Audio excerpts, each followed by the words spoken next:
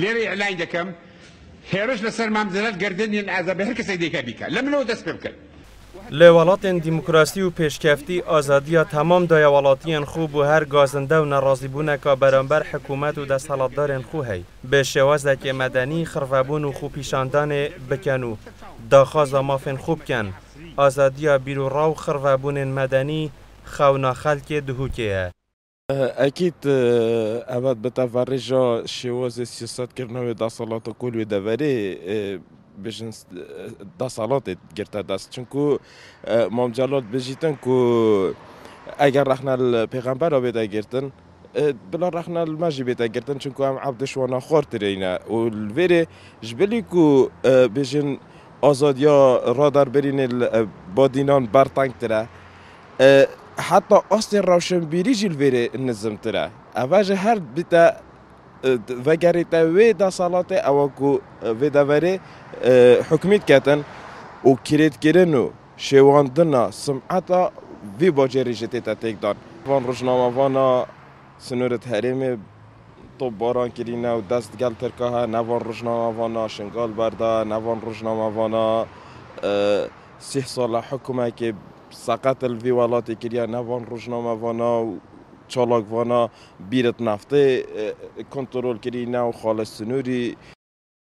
لهرما کردستان آزادی را در برین جدوره که بر فراتر جدوره کادی به دیتنا روشنامه‌وان دهو که بر هم خباتا سروک مام جلال آواکرنا جواکه که روشنبیر و مدنی بویا لدهو کیا به بهره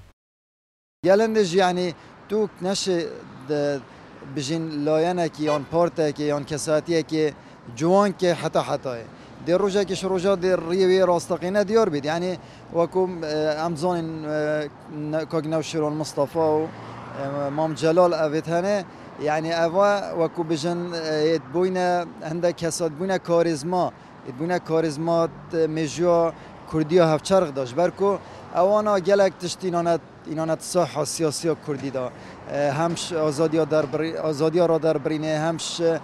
بجین رخنه گرتنه همش هبون اپوزیسیون حتی دومایی که یعنی اوه بوان کساتیات هت حساب کردن حتی ایجی ناو مام جلالی و کاغنو شیرون مصطفی دمینیت وکو سمبول اجبرکو اوانا بکریار یا سلماندی او پرانسیپو او مبادئ وان های بکریار یا کتیت بجین یا چسباندی و بوشیل جهه که پتر آزادی هایش جهه که هر چند از خود بینم هر دولای بجن حتاراده که آزادی های لیوی که تکرم کریش رخه که باشترش رخه کردی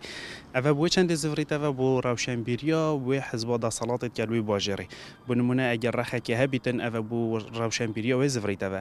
کن بینین